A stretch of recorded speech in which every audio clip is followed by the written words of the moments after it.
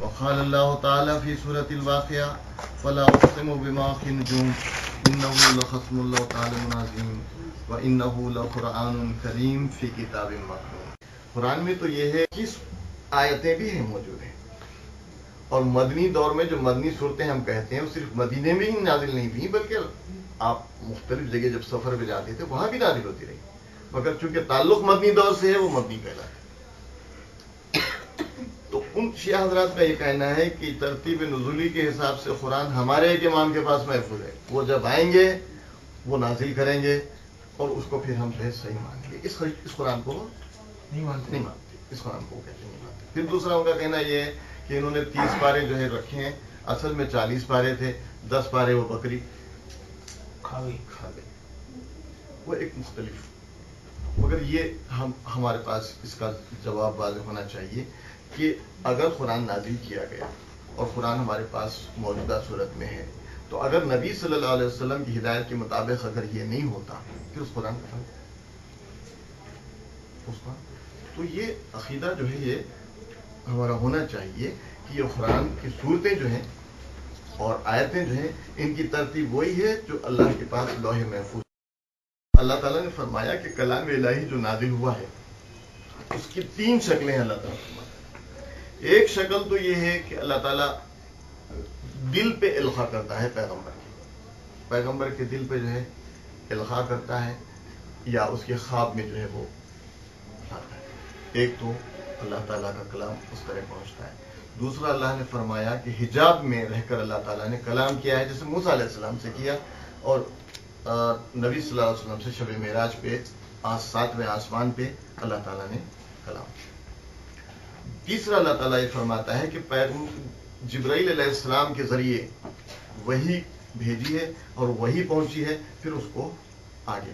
تو ہمارا قرآن جو ہے اسی طرح جبرائیل علیہ السلام کے ذریعے وہی آئی ہے اور اس کے ذریعے پھر سوائے اس میں 2 آیتیں ایسی ہیں جو 7ویں آسمان پہ اللہ تعالیٰ نے نبی صلی اللہ علیہ وسلم کو ڈائریکٹ دی ہیں. 2 آیتیں کون سی ہیں؟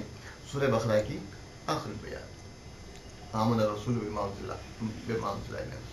آمن رسول بما انزل والمؤمنون كل آمن بالله وملائكته وكتبه ورسله لا نفرق بين أحد من رسله وقالوا سمعنا وأطعنا غفرانك ربنا وإليك المصير لا يكلف الله نفسا إلا وسعها لها ما كسبت وعليها ما اكتسبت ربنا لا تؤاخذنا إن نسينا أو أخطأنا.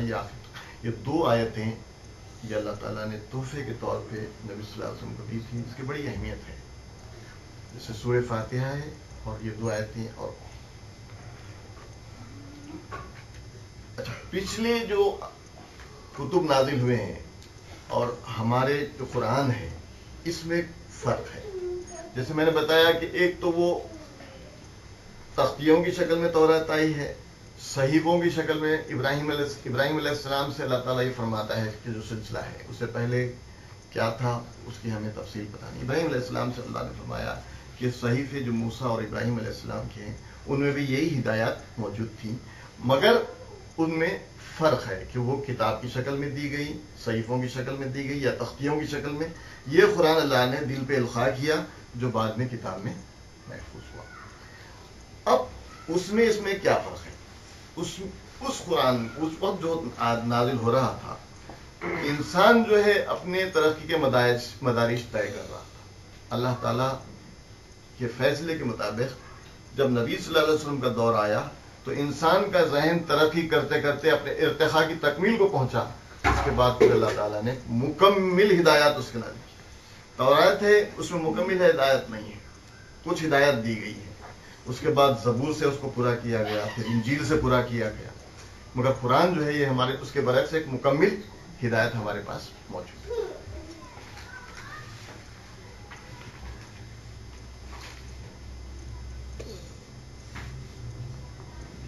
اللہ تعالیٰ نے فرمایا کہ بتدریج نزول جو ہوا ہے یہ کیوں ہوا؟ سورہ فرقان میں اللہ تعالیٰ فرماتا ہے کہ کافر تم سے پوچھتے ہیں کہ یہ قرآن جب تم پہ نازل ہوا تو ایک ہی وقت میں کیوں نہیں نازل ہوا؟ یہ بتدریج اتنا عرصے سے یہ کیسا قرآن؟ تو اللہ تعالیٰ نے فرمایا کہ اے پیغمبر یہ قرآن اتنا پرتاثیر ہے کہ اگر ہم ایک دم تم پہ نازل کرتے، بیک وقت نازل کرتے تو تمہارا دل اس کو سہا نہیں سکتا.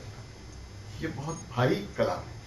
یہ بہت بھاری کلام ہے جو ہم نے تمہیں دیا ہے، لہذا اس کو تمہارے اس لحاظ سے ہم نے نازل کیا جس طرح سے یہ سہار سکے، آیتیں آیتیں کر کے، صورتیں کر کے اس کو بتدریج نازل کیا۔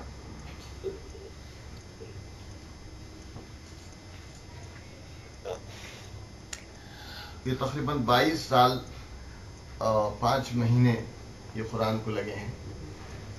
اچھا، اس کا زمانہ ہے 610 عیسوی سے لے کے 630 عیسوی تک، 610 سے لے کے 632 تک، یعنی یہ 22 سال عیسوی کے حساب سے ہیں اور 23 سال جو ہے وہ خمری سالوں کے حساب سے 23 سال۔ پھر اللہ تعالیٰ نے فرمایا کہ نحن نزلناہ ونحن لہ حافظون، ہم نے اس کو نازل کیا اور ہم ہی اس کی حفاظت کرنے والے ہیں۔ دنیا کی واحد کتاب ہے جو منوان محفوظ ہے، اس میں کسی قسم کی تبدیلی نہیں کی۔ پھر اللہ نے فرمایا سورہ حامیم سجدہ میں لا یاتیہ الباطل من بین یدیہ ولا من خلفہ، اس میں باطل داخل نہیں ہو سکتا۔ یہ قیامت تک اللہ نے گارنٹی دی ہے کہ 2 اللہ تعالیٰ نے اس کے متعلق بیان کیا۔ ایک تو اس کی صورت جیسی کوئی صورت قیامت تک کبھی کوئی نہیں بنا سکے گا، اس میں جو صورتیں ہیں اس جیسی ایک بھی صورت قیامت تک کوئی نہیں بنا سکتا۔ دوسری یہ کہ اللہ نے یہ گارنٹی دی ہے کہ باطل اس کے اندر داخل ہو نہیں سکتا قیامت تک، نہ آگے سے نہ پیچھے سے، یعنی خفیہ طریقے سے کوئی داخل نہیں کر سکتا، نہ جو ہے اس میں ظاہراً کوئی سب کو بتا کے داخل کر سکتا۔ اب ایک بات اور اس میں ہے کہ یہ جو عربی ہے قرآن کی جو عربی ہے، یہ وہ زبان ہے جو بدوؤں کی زبان تھی، یہ وہ زبان نہیں ہے جو مکہ کی شہری زبان تھی۔ اس کو اللہ تعالیٰ نے بدوؤں کی زبان میں اس لیے نازل فرمایا کہ ان کے ہاں خالص عربی موجود تھی۔ جیسے ہمارے ہاں اردو ہے، اردو میں شہر کے لحاظ سے مختلف الفاظ رائج ہیں، اور یہ اردو کسی دیہات میں جاتے ہیں تو ان کو تو پتہ ہی نہیں ہوتا کہ بھئی ایٹم بم کیا ہے، فلانا کیا ہے، فلانا کیا ہے، وہاں اس میں جو یہ الفاظ مختلف ہوں گے، مختلف ملیں گے۔ تو وہ جو عربی ہے بالکل خالص عربی اور دیہاتی عربی، اس پہ نازل کیا۔ چنانچہ وہاں کے جو قریش کے جو اعلیٰ گھرانے کے لوگ ہوتے تھے وہ بھی اپنے بچوں کو تعلیم دینے کے لیے بدوؤں کے ہمسایہ میں بھیجتے تھے تاکہ وہ بچے جو ہے خالص تعلیم حاصل کریں۔ مکہ میں تو تمام لوگ آتے تھے، سبھی باہر کے بھی، مختلف زبانیں جاننے والے بھی، اور عربی مختلف مکس ہوتی ہے، تو اس سے ہٹا کر اپنے تو خالص عربی کی اہمیت اتنی۔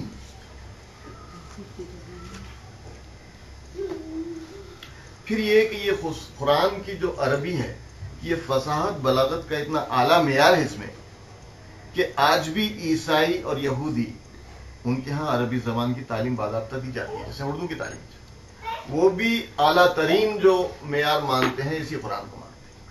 اپنے مدارس میں، اپنے کالجوں میں جو اعلیٰ ترین وہ عربی کی فصاحت و بلاغت کے حساب سے تعلیم دی جاتی ہے، وہ بھی اس قرآن کی تعلیم میں، حالانکہ وہ اس کے سخت مخالف ہیں، مگر وہ یہ کہہ کر دیتے ہیں کہ دنیا کے کسی آدمی نے کتاب لکھی ہے اور یہ عربی اس کی اتنی اعلیٰ ہے کہ تم بھی اس کو پڑھو۔ عربی کی زبان کے لحاظ سے فصاحت و بلاغت کی جو اس کو جو پڑھنے کی جو ترتیب تھی وہ لوگوں کی الگ الگ تھی۔ جیسے ہم قل یا ایھا الکافرون پڑھتے ہیں، اس کے جو ہے 7 لوگوں نے مختلف پڑھنے کے انداز بنائے ہوئے تھے۔